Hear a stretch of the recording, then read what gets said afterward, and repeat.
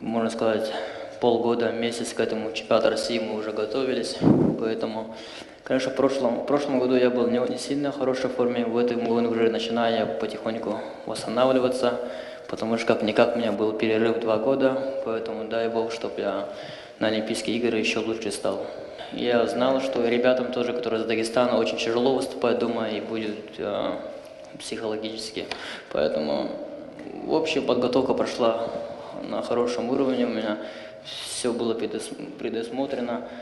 Поэтому вы все знаете уже, что кого как выиграл, видеоролики показывают. Поэтому если вот смотрю, ребята молодых много, или есть любители, которые есть вопросы, может, конечно, задавайте открыто.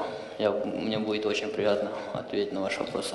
Слышал ли ты сам комментарий Николая Местинова? Не, конечно, не слышал его комментарии пока.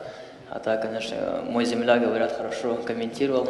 Благодарю его и всех корреспондентов, которые хорошо афишировали нашу эту борьбу именно. Ну, конечно, со сгонкой веса хорошо прошло. Не как в прошлом году на чемпионате мира и на России. Поэтому уже более грамотно, поэтому уже с годами я уже более опытный становлюсь. Именно вес, как гонять.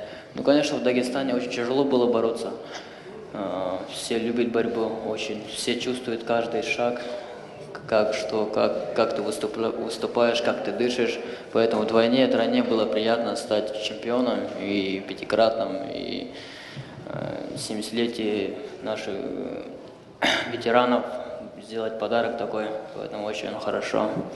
Поэтому, в принципе, хорошо выступил, думаю. Ну, конечно, есть желание, тем более первые еврейские игры, впервые история будет проводиться, поэтому хотелось бы выступить. Но сейчас я посмотрю на свое здоровье, как у меня восстановится, потому что вот буквально месяц только остается к этим играм. Потом будет 2 месяца уже до чемпионата мира, лицензионного нашего на Олимпийские игры. И дай Бог, сейчас я поеду, восстановлюсь. Будет такой более восстановительный сбор первый этап, а второй уже будем более насыщенный. Поэтому я поеду, посмотрим мое состояние, какое будет. И как чувствовать себя будет. А так, конечно, мое желание, конечно, больше всего. Поэтому, если как главный тренер скажет, выступать там, мне разницы нету. Поэтому в европейские игры хотелось бы поехать и выиграть.